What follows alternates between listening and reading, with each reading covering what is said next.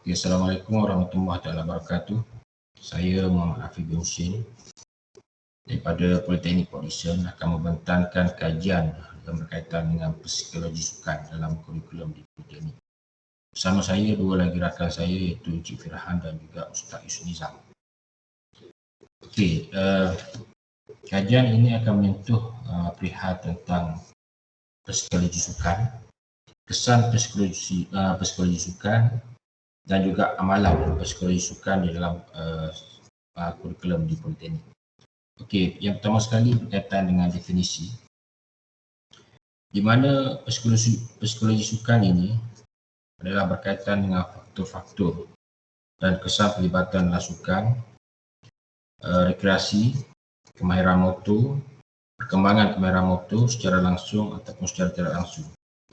Di mana prinsip dalam psikologi sukan ini berkaitan dengan stres, kawalan pernafasan, relaksasi otot, latihan otogenik dan juga imaginary.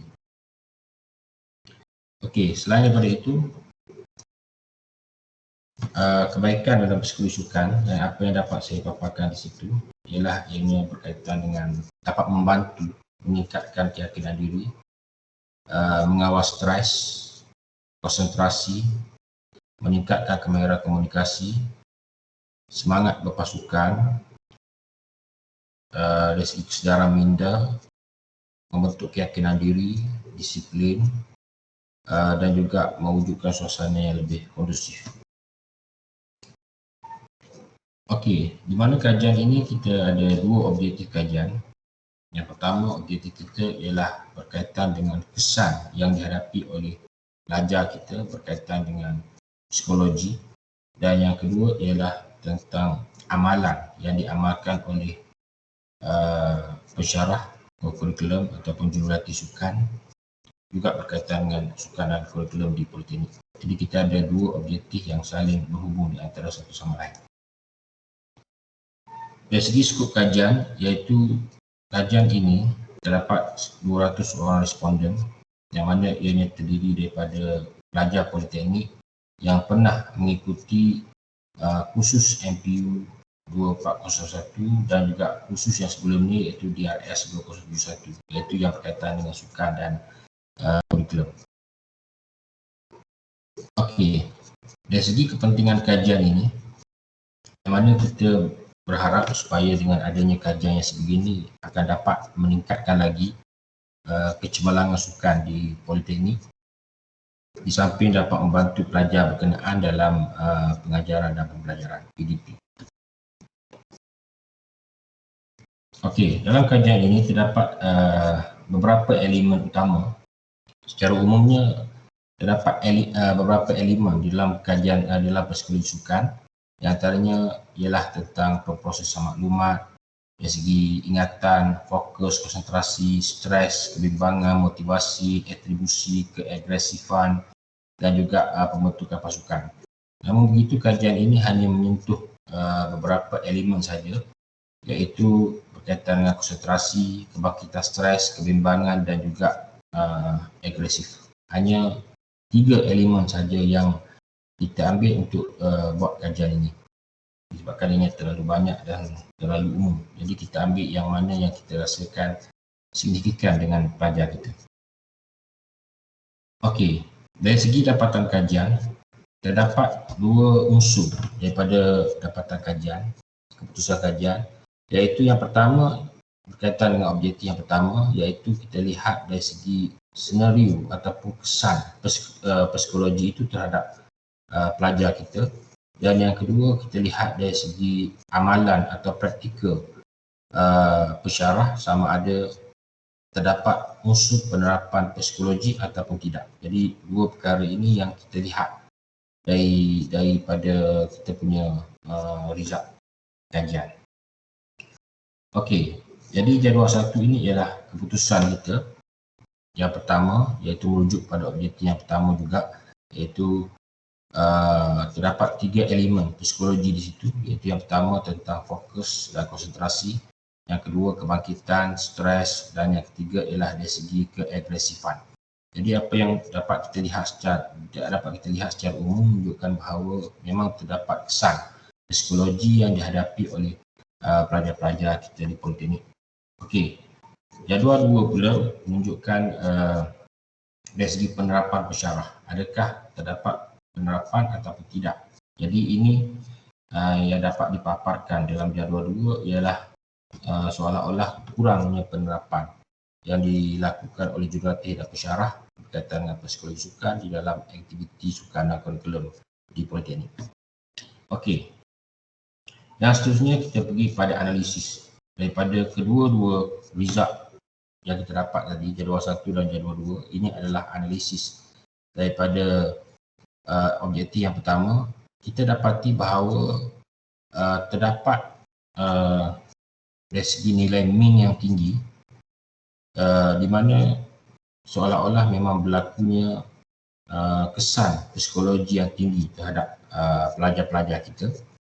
Kalau kita lihat di skala 3.7, dan skala ini kita rujuk daripada Kamaruzaman tahun 2009, dia yang merumuskan tentang julak min, iaitu berkaitan dengan interprestasi.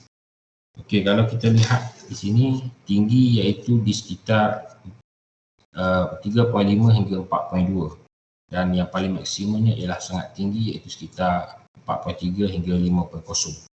Okey, ini yang kita lihat daripada jadual secara normal distribution. Okey, seterusnya ini adalah dapatan analisis kita daripada objektif kita yang kedua, iaitu kita melihat kepada penerapan yang dilakukan oleh, yang diaplikasikan oleh pensyarah atau jurulatih, yang mana penerapan yang agak rendah iaitu sekitar 2.3 saja, dia punya nilai purata min dia 2.3, iaitu dalam julak yang rendah 1.9 hingga ke 2.6. Kita berada di tengah-tengah di dalam interprestasi yang agak rendah. Okey, seterusnya ini adalah dari segi correlation dan juga regression daripada hubung kait di antara objektif kita dengan dapatan kita. Kita dapati bahawa ianya berada pada hubungan yang kuat, iaitu disebabkan oleh kesan psikologinya yang agak tinggi dan juga disebabkan oleh amalan psikologi itu yang rendah. Dia memberikan kesan yang agak tinggi disebabkan amalan yang rendah. Okey, dan nilai correlation ini kita merujuk kepada skala yang diberikan oleh D.A. DeVos yang menunjukkan bahawa yang memberikan hubungan koefisien dengan kekuatan satu hubungan.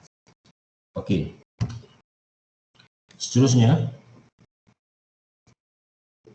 apa yang dapat kita simpulkan daripada kajian ini? Kita dapati bahawa sememangnya pelajar-pelajar kita dia terdedah dengan keadaan psikologi yang agak tinggi. Jadi perkara ini juga disokong oleh pakar klinikal, psikologi klinikal, yang mana saya merujuk kepada akhbar Free Malaysia Today yang bertarikh pada 14 Oktober 2018 yang mengatakan bahawa golongan muda ini lebih cenderung untuk menzahirkan tindakan psikologi mereka disebabkan oleh faktor-faktor dan juga cabaran di persekitaran. Okey, manakala objektif yang kedua pula, kita dapati bahawa psikologi sukan, rumusan pada objektif yang kedua, dapati bahawa penerapan unsur-unsur psikologi sukan ini masih berada di tahap yang begitu rendah. Mungkin disebabkan oleh pensyarah ataupun jurulatih kita juga tidak mempunyai ilmu yang cukup untuk mereka mempraktikkan amalan psikologi ini. Kerana kita sedia maklum bahawa pensyarah kita juga bukanlah mereka semua yang datang daripada bidang sains sukan. Sebaliknya mereka datang daripada pelbagai bidang-bidang kejuruteraan dan sebagainya. Jadi maka kita berharap supaya ilmu ini dapat diterapkan pada pensyarah supaya ia dapat diimplementkan pada sesi PDP semasa aktiviti sukan dan kurikulum. Okey, dari segi peratus kebolehpercayaan, ataupun confidence level, confidence interval kepada